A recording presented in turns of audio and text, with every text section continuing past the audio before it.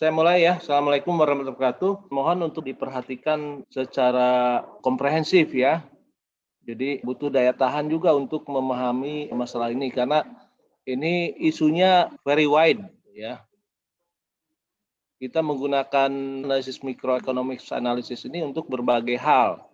Mulai dari aspek kesejahteraan sosial, seperti kesehatan, bantuan sosial, kemudian dana pendidikan, sampai ke masalah-masalah seperti infrastructure dan national defense atau pertahanan nasional ya. Gitu. Jadi sektor-sektornya akan sangat wide. Karena itu microeconomic analysis memerlukan sebuah pemahaman mengenai teori ekonomi mikro, tidak hanya teorinya ya, tetapi normatif microeconomics, artinya who benefit what ya, atau who suffer what, siapa yang menerima manfaat dan siapa yang dirugikan. Jadi framework analisis yang akan kita berikan di sini adalah merupakan device untuk mengidentifikasi manfaat apa diperoleh siapa. Kira-kira simpelnya seperti itu.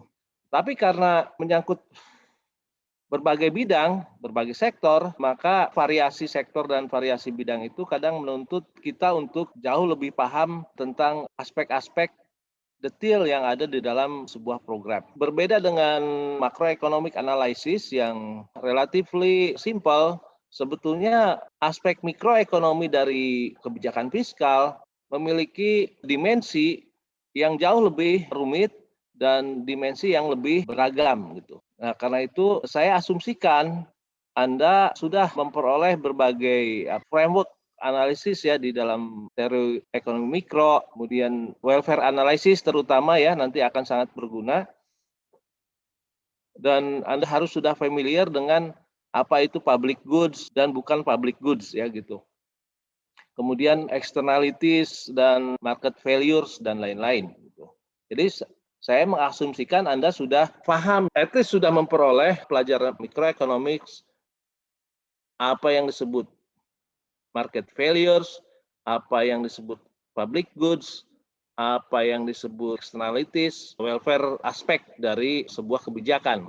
Oleh karena itu, yang akan Anda dapatkan dalam kuliah kali ini tidak lagi berupa teori, tetapi beberapa hal atau 10 langkah yang harus Anda lakukan ketika melakukan microeconomics analysis atas sebuah program atau sebuah proyek yang dibiayai oleh negara. Ada 10 step yang akan kita bahas secara lebih mendalam. Step yang pertama, the need for a program. Maksudnya adalah latar belakang kenapa program itu muncul ya. Kemudian yang kedua, bagaimana kita mengklasifikasikan program pemerintah tersebut, apakah dia mengadres, berusaha untuk mengatasi berbagai jenis market failures.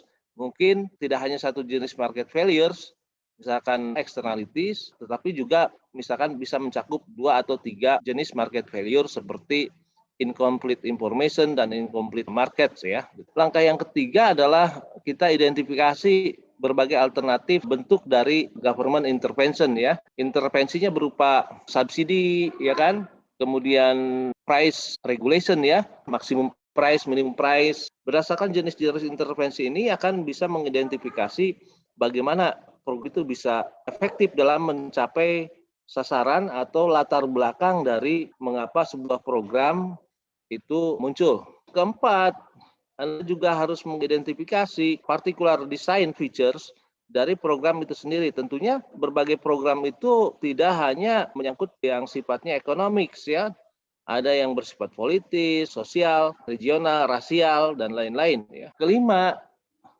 Anda juga akan dibawa kepada pemahaman bahwa untuk setiap program yang didesain oleh pemerintah atau diluncurkan oleh pemerintah, maka kita harus mampu memperhitungkan apa yang akan dilakukan oleh private sector dalam merespons kebijakan atau program tersebut. Misalkan, apakah dengan diberi bantuan sosial berupa cash transfers yang tadinya ditujukan untuk membantu kalangan miskin dalam memperoleh gizi yang baik, ternyata itu lebih banyak dialokasikan kepada membeli voucher kuota handphone. Nah ini respon-respon seperti ini harus Anda perkirakan. Kemudian setelah memperkirakan responsnya seperti apa, tentunya kita beralih ke analisis yang ke-6, 7, dan 8, yaitu bagaimana konsekuensinya terhadap efisiensi, distribusi, dan equity atau keadilan. Public policy itu tidak hanya memiliki satu objektif saja.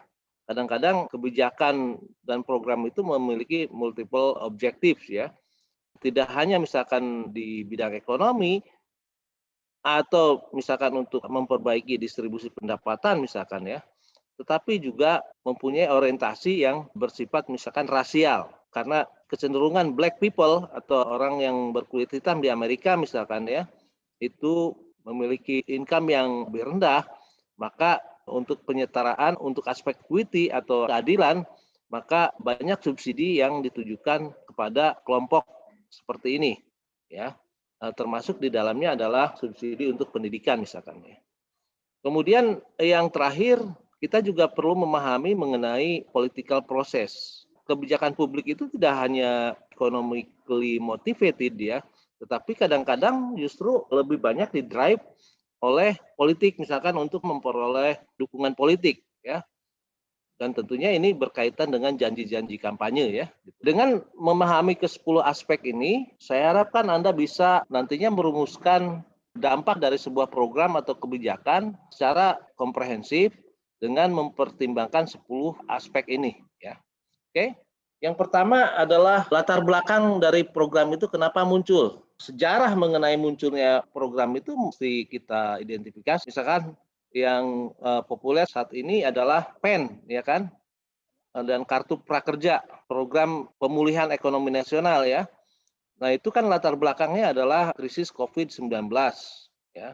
Kemudian dibuatlah program-program seperti subsidi bunga bagi UMKM dan lain-lain ya. Latar belakang seperti ini tentunya penting karena dengan memahami itu kita memahami policy settingnya seperti apa, situasi sosialnya seperti apa. Berbeda dengan kartu prakerja misalkan, ini kan merupakan janji politik dari Jokowi, Ma'ruf ya. Karena ini merupakan sebuah janji, maka dia merupakan kewajiban untuk dipenuhi. Tetapi dalam pelaksanaannya Anda misalkan bisa mengevaluasi apakah kartu prakerja ini efektif atau tidak. Ya, seperti misalkan berbagai kasus yang membuat kartu prakerja ini cukup kontroversial, yaitu pelaksana dari training itu adalah misalkan staf khusus milenial yang berada di lingkungan istana, yang tentunya ini menimbulkan pro kontra yang cukup sengit ya. Contohnya lain lagi adalah kartu Indonesia Pintar, settingnya juga janji kampanye, tetapi sebetulnya ini merupakan blending dari program-program beasiswa atau program-program pendidikan yang sudah ada sebelumnya ya gitu. Jadi tidak mesti merupakan sebuah hal yang baru, tetapi bisa juga kita tarik sejarahnya, misalkan kartu Indonesia Pintar itu sejarahnya seperti apa sih sebelum menjadi kartu Indonesia Pintar. Tentunya kita harus selidiki ke periode pemerintahan sebelumnya yang tanpa nama kartu Indonesia Pintar, ya gitu. Walaupun sudah ada berbagai macam program beasiswa, terutama untuk kelompok masyarakat miskin. Nah, yang keempat, yang sudah lama kita lakukan, minimal dalam dua presiden ya, yaitu SBY dan Jokowi, yaitu bantuan operasional sekolah. Kenapa BOS ini sampai sekarang masih dilanjutkan? Apakah itu merupakan kewajiban yang diharuskan dalam Undang-Undang Pendidikan misalkan gitu ya. Latar belakang ini harus Anda pahami dengan komprehensif dan dengan benar ya.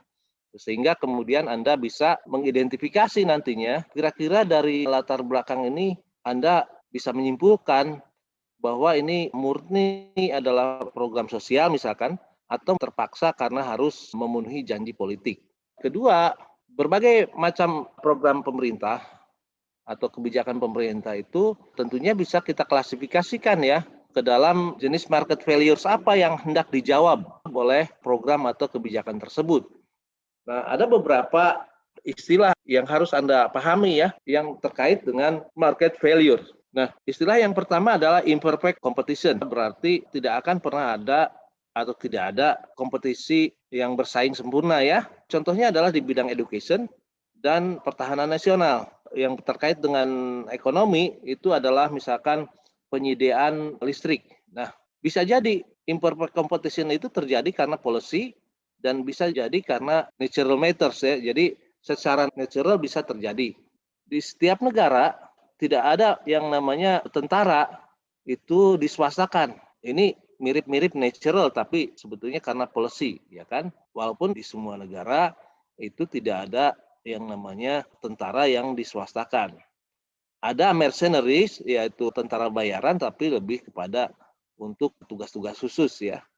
Nah, kalau tentara itu dijadikan barang komersial atau market goods ya, maka mekanisme pasar akan terjadi. Sehingga yang akan dilindungi adalah orang yang atau pihak yang mampu memberi bayaran kepada penyedia pertahanan tersebut. Itu natural ya sifatnya.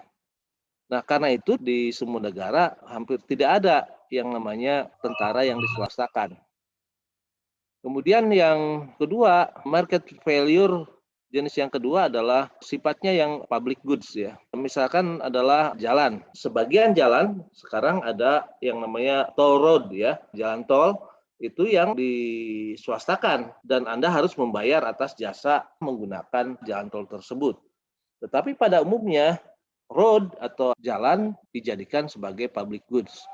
Public goods yang kedua contohnya adalah misalkan taman nasional berupa taman yang harus diproteksi ya dengan argumen taman nasional itu adalah penyedia oksigen ya sebagai paru-paru dunia misalkan. Ketiga, apakah program itu didesain untuk mengatasi masalah externalities? Contohnya begini, kalau kita biarkan sampah-sampah yang diciptakan oleh setiap rumah tangga, maka apa yang terjadi? Sampah itu akan bertebaran di mana-mana termasuk di dalamnya mengakibatkan banjir seperti halnya di Jakarta ya. Sungai itu dipenuhi dengan sampah-sampah dari rumah tangga, tidak hanya dalam bentuk plastik, bahkan ada di dalamnya kasur, ya kan, kursi, ya kan, televisi, itu dihanyutkan ya ke dalam sungai.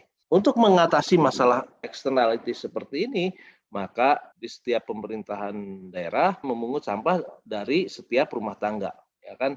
Selalu ada mobil sampah yang berkeliling untuk memungut sampah. Jenis market failures yang keempat adalah incomplete market. Contohnya adalah petani itu kan dihadapkan pada fluktuasi harga, fluktuasi musim, cuaca, dan lain-lain. Berbagai macam fluktuasi ya. Buat petani, itu tidak ada yang namanya misalkan insurance against bad outcomes dalam arti harga yang terlalu berfluktuasi atau harga yang terlalu rendah ya kan. Nah, seharusnya kan insurance market seperti itu ada. Tetapi karena sifatnya incomplete market, maka petani tidak mempunyai akses kepada insurance untuk harga misalkan. Nah, bisa jadi kita tidak harus menciptakan price insurance, tetapi bisa kita jawab dengan atau pemerintah jawab dengan mekanisme stabilisasi harga. Misalkan ketika panen, sebagian besar produksi padi itu harus diserap oleh Bulog, sehingga kemudian harga di tingkat petani tidak terlalu jatuh. Dengan mekanisme intervensi harga, maka dengan sendirinya dia mampu menjawab ketiadaan price insurance karena harganya dijamin minimal sekian, ya ada minimum price, ya kan gitu. Jenis yang kelima, market failures juga bisa terjadi karena imperfect information dan ini biasanya kita apply ke financial market terutama di banking sector ya.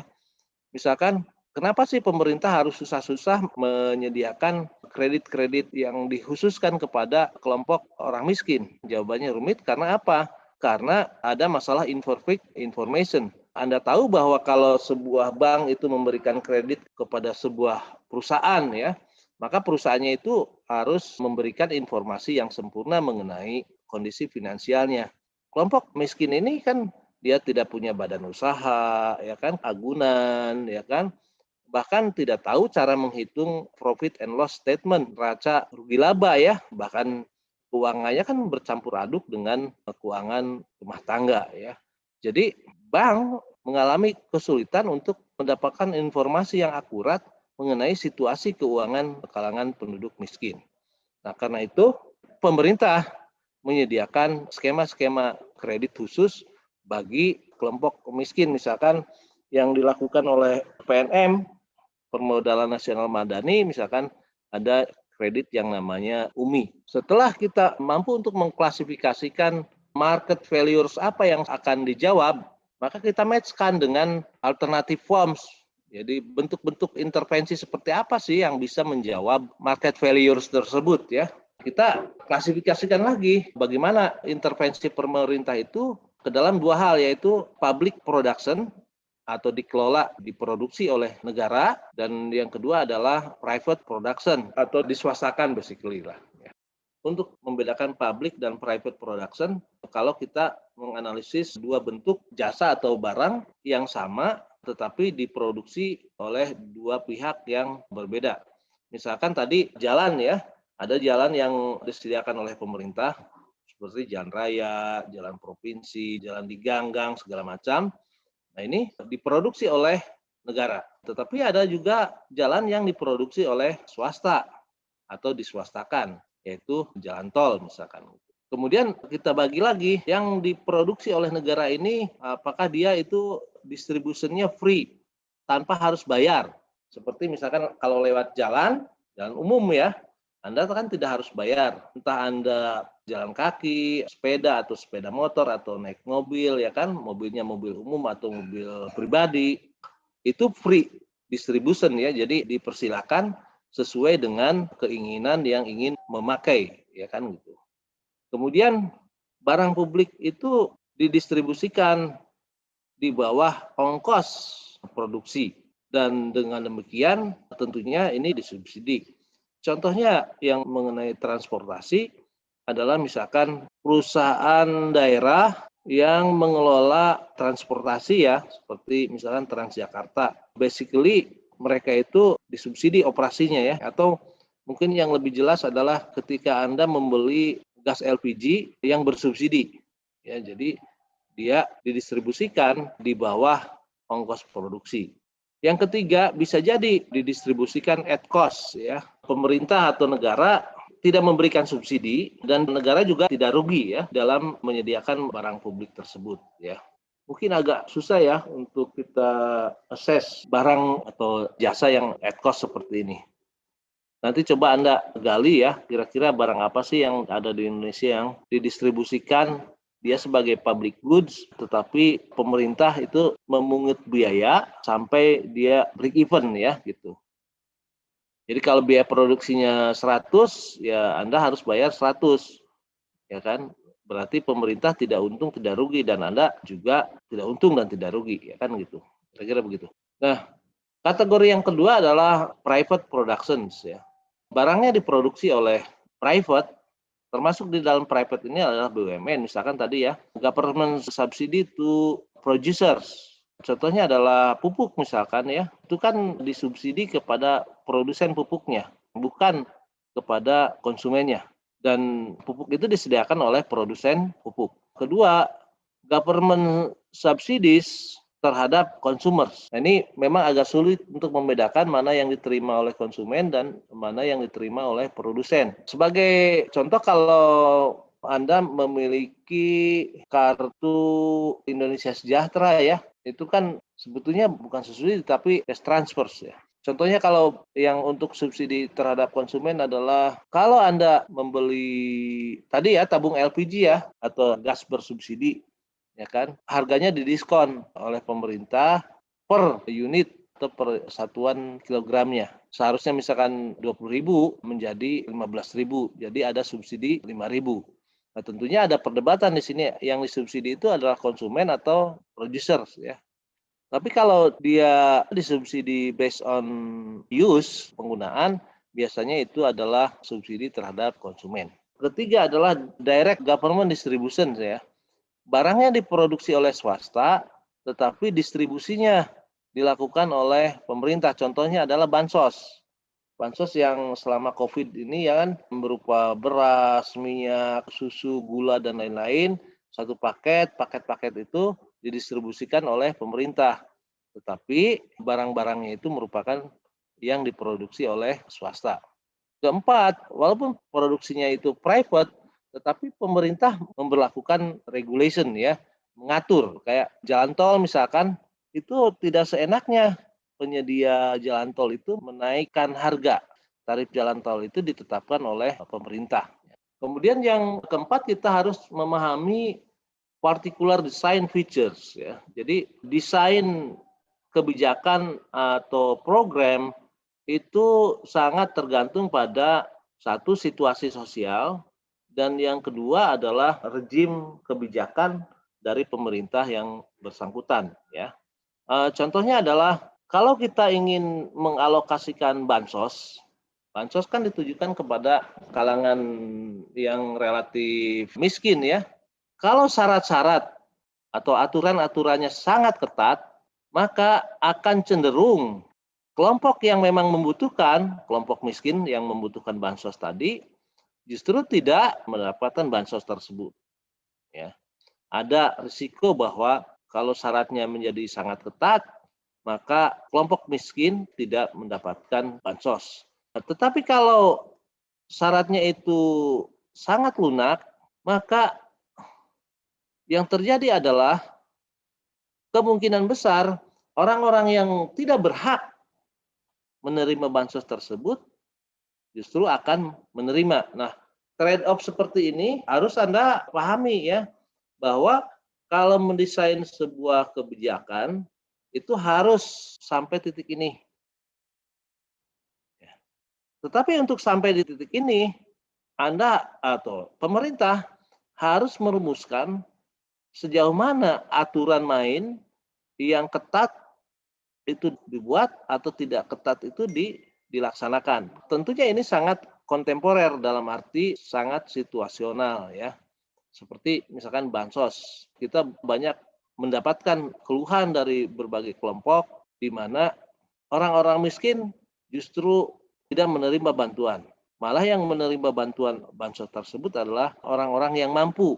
Nah, keseimbangan itu harus mampu didefinisikan oleh pemerintah. Karena itu kemudian sebagai analis yang menganalisis kebijakan, ya, yang mengkritisi program, gitu ya, itu harus mampu mendefinisikan apakah ini penyebabnya itu akibat syaratnya terlalu lunak atau terlalu longgar. Kira-kira seperti itu.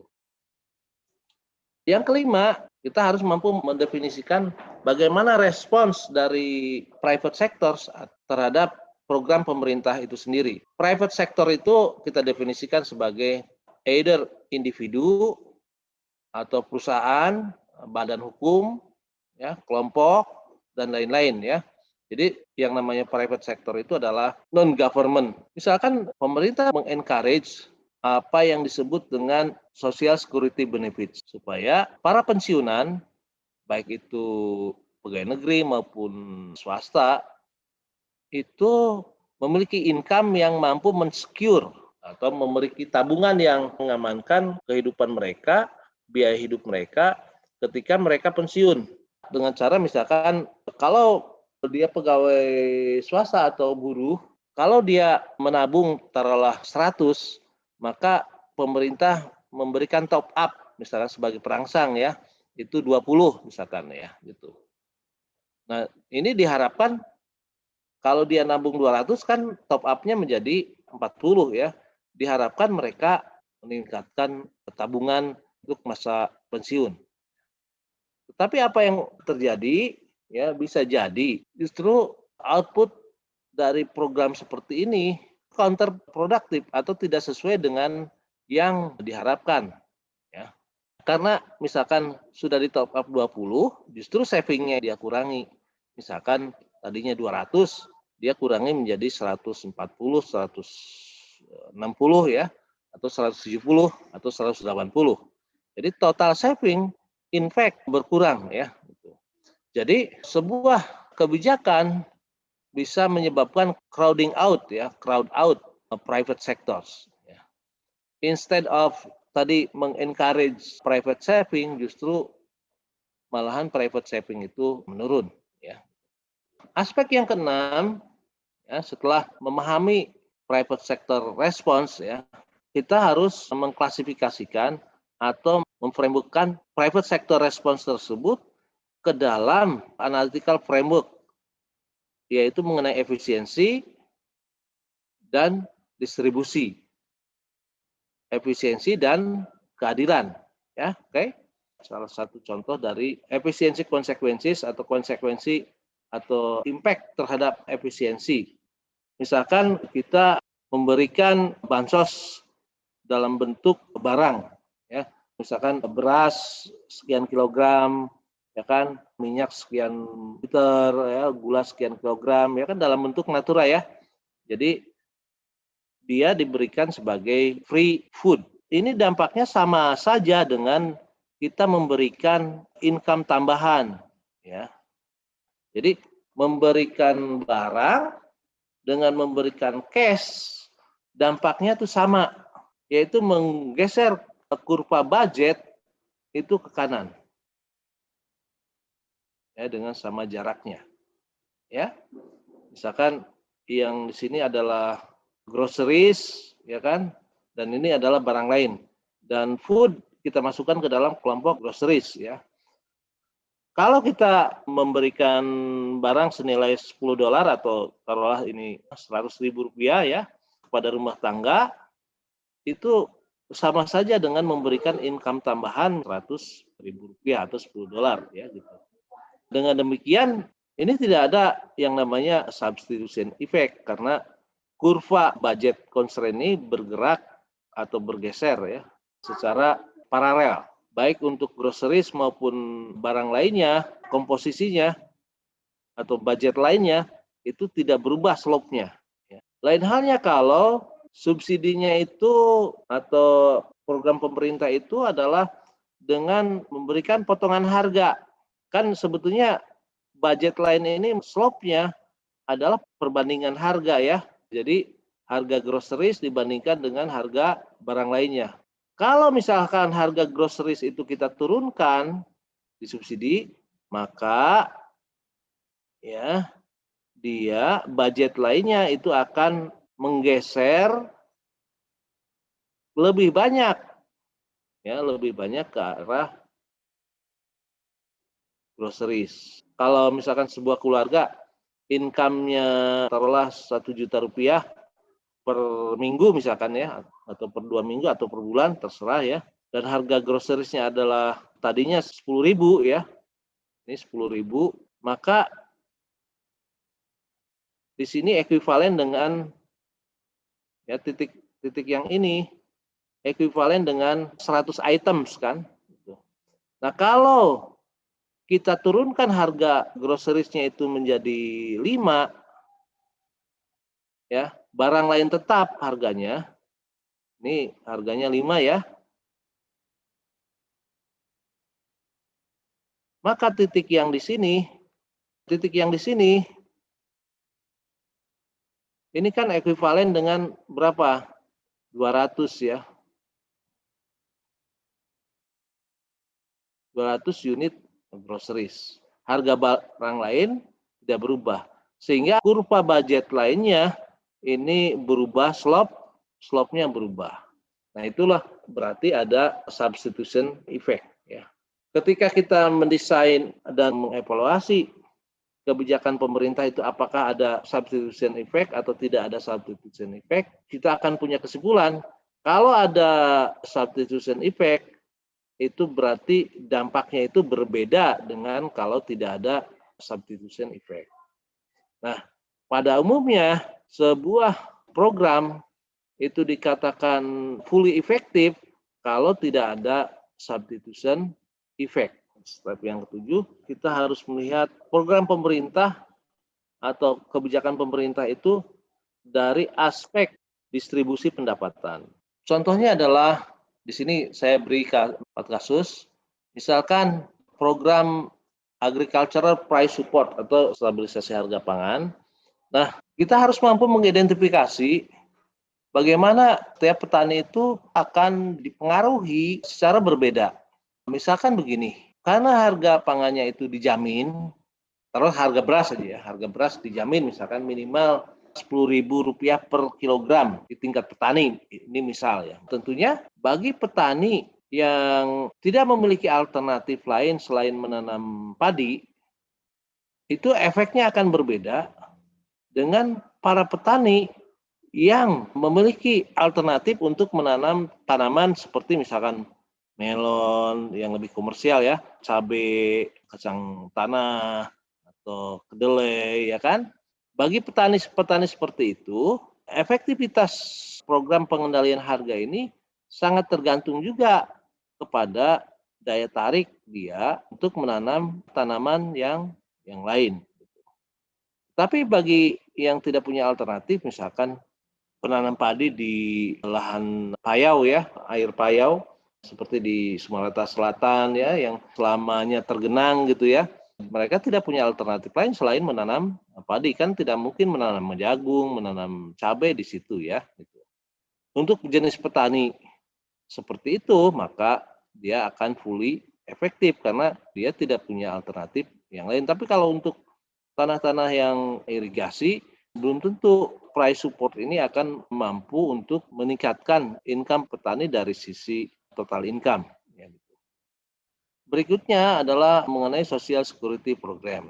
Contohnya begini, bisa jadi seperti tadi saya sudah bahas ya, Social Security Program ini dia justru menyebabkan orang-orang yang akan menjadi tua itu justru mengurangi tabungan. Tadinya kan kita menginginkan bahwa mereka untuk meningkatkan tabungan ya dalam bentuk tabungan yang jangka panjang untuk mempersiapkan pensiun. Artinya kita harus mengidentifikasi ini mempengaruhi distribusi pendapatan enggak, ya kan? Tidak hanya kepada orang tua yang sudah pensiun sekarang, tetapi orang tua yang akan menjadi pensiun yang akan datang, ya enggak? Nah, ini tentunya sama saja dengan memindahkan ya masalah, ya kan, ke masa yang akan datang. Bisa juga aspek distribusi itu kita bahas antara urban versus rural, ya. Dengan misalkan stabilisasi harga, sebetulnya ini masyarakat yang diuntungkan itu masyarakat urban atau rural. Kalau lebih sering minimum price yang disupport, maka hampir pasti penduduk rural yang disupport ya, artinya produsennya. Tetapi kalau lebih sering pemerintah itu melakukan intervensi untuk menetapkan harga pada harga maksimum, maka yang lebih banyak terlindungi adalah penduduk kota. Yang berikutnya adalah kita juga bisa dalam aspek distribusi ini mengakses apakah sebuah program itu lebih punya dampak kepada kelompok miskin atau kepada kelompok kaya. Kalau lebih banyak dia dinikmati oleh kelompok miskin, maka kita sebut distribution effect-nya itu sebagai progresif. Tetapi kalau justru lebih banyak menguntungkan orang yang kaya, maka sifat dari program pemerintah itu dari segi distribution effect-nya itu kita sebut regresif. Ya. Saya kasih contoh bahwa aspek distribusi ini bisa jadi berbeda antar waktu ya. Tadi kan saya contohkan mengenai bisa jadi untuk pensiunan yang sekarang mereka itu menerima manfaat yang maksimum.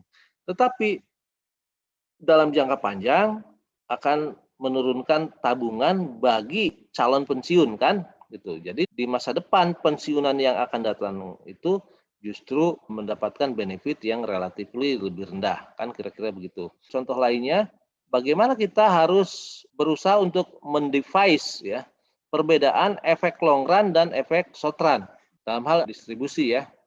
Kalau dalam short run ini untuk housing ya. Jadi pemerintah kan memiliki program sejuta rumah.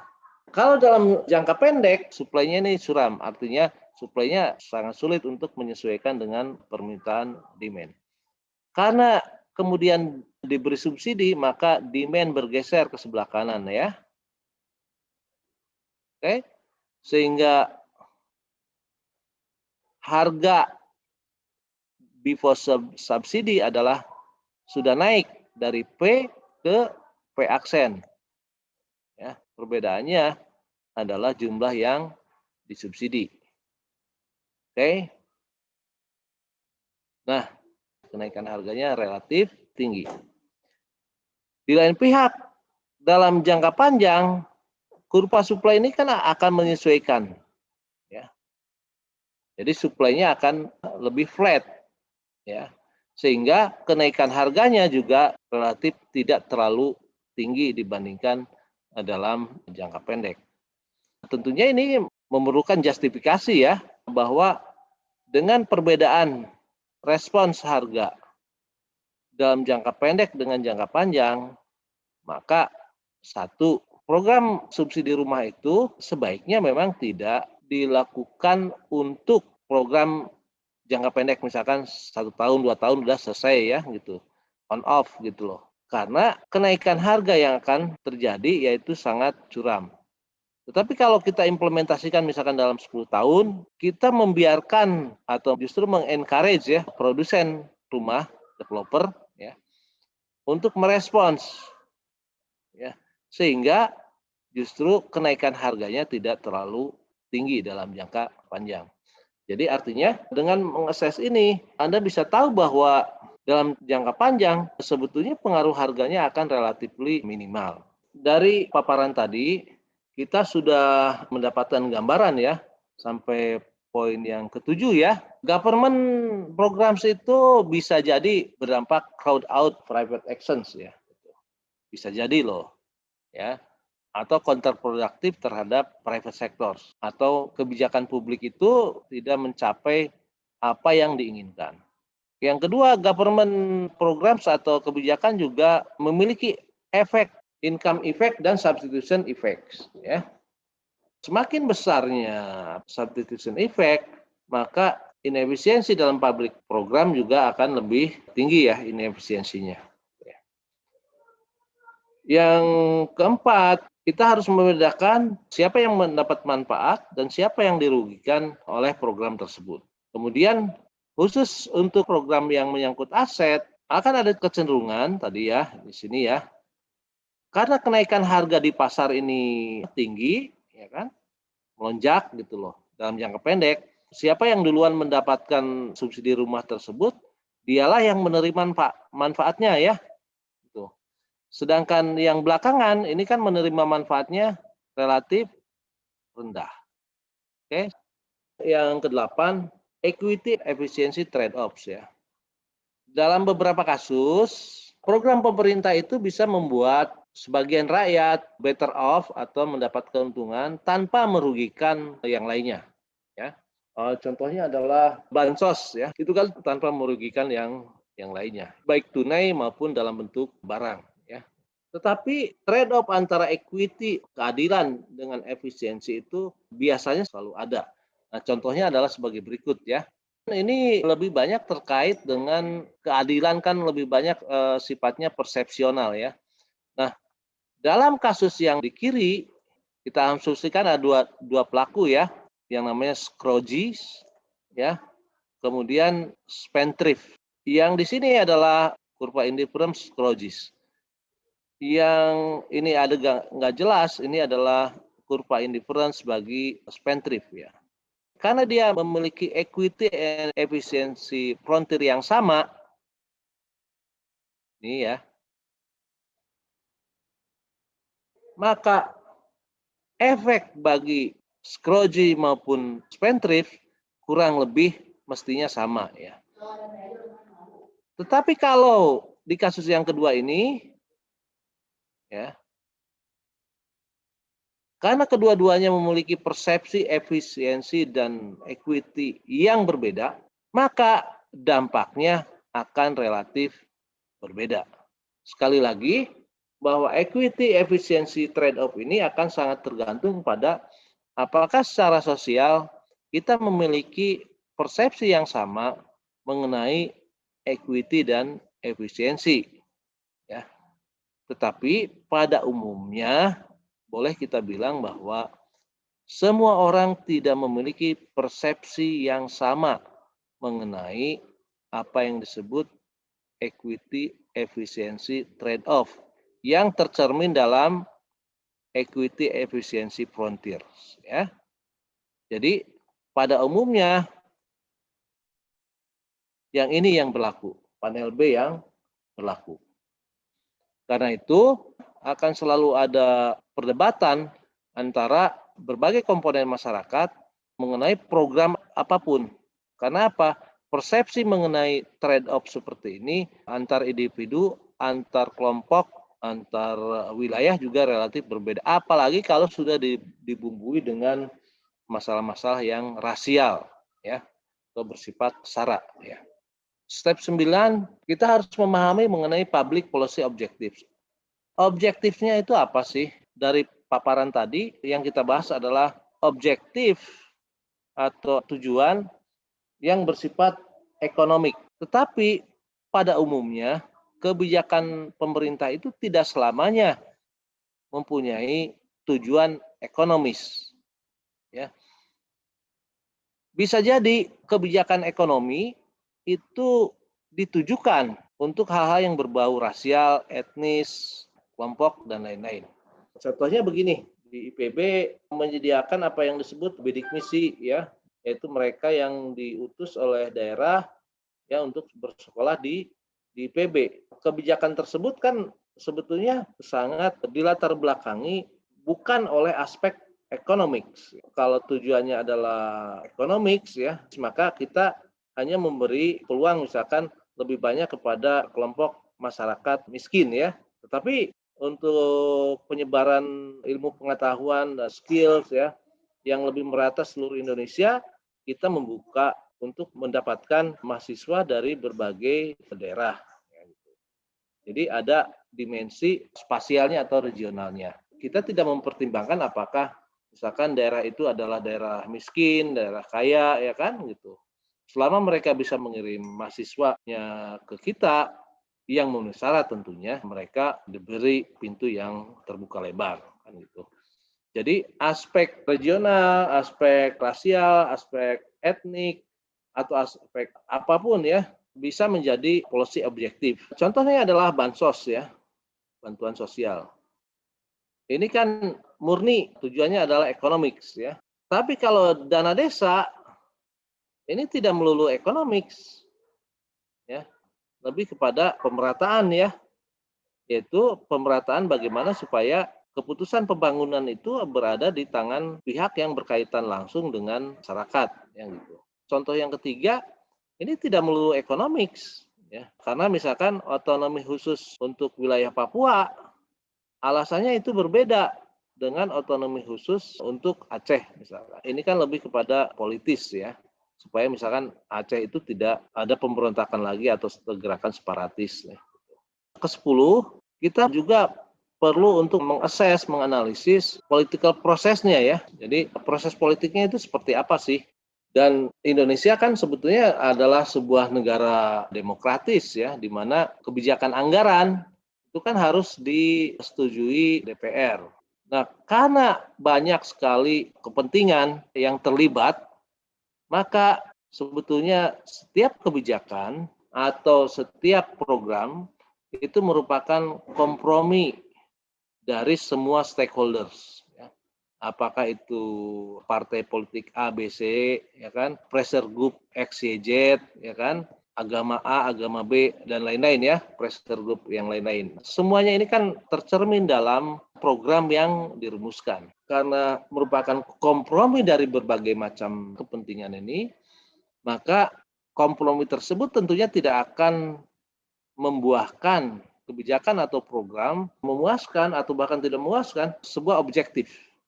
Ya misalkan saya inginnya A, tapi kok komprominya menjadi B dan C, ya kan? Gitu. Nah, tentunya setiap kompromi ini kan selalu ada tarik menarik, sehingga berbagai kepentingan itu harus memutuskan yang menjadi titik temu atau titik keseimbangan di antara berbagai kepentingan itu, ya.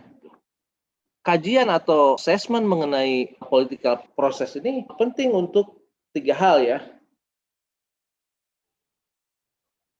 Pertama adalah untuk memahami latar belakangnya, latar belakang politik ya. Misalkan ada yang latar belakang politiknya adalah karena memang itu janji politik, ada masalah atau tidak, ya harus ditunaikan, ya kan janji politik.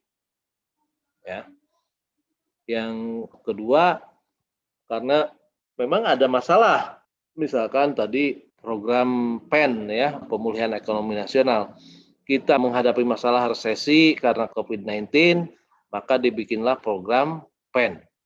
Itu untuk menjawab masalah, ya kan gitu.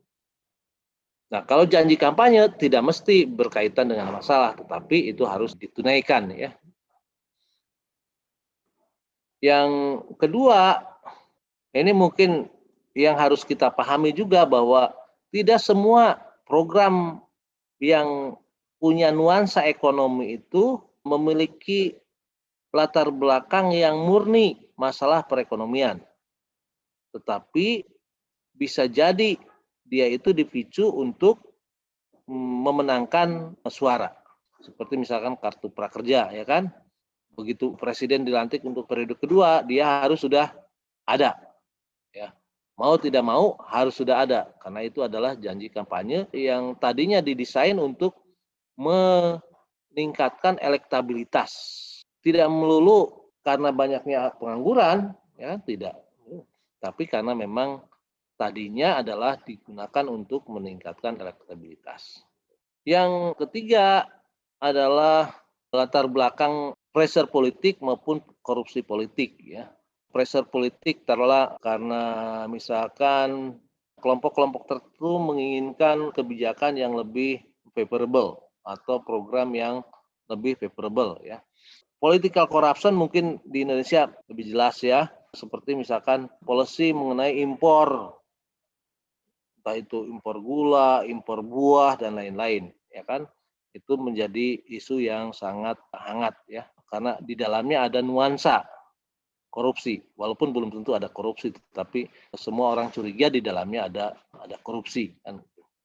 Nah, jadi political proses bagi kita sebagai ekonom juga harus menjadi bagian penting untuk kita bisa memahami apa kira-kira dampak dari kebijakan tersebut, karena sebetulnya walaupun itu murni program ekonomi, tetapi kalau latar belakangnya adalah proses politik, maka bisa jadi intended objektif atau objektif yang tadinya dituju itu ditunggangi oleh kepentingan-kepentingan politik, sehingga tidak murni kemudian dia bisa mencapai efektivitas seperti halnya instrumen ekonomi.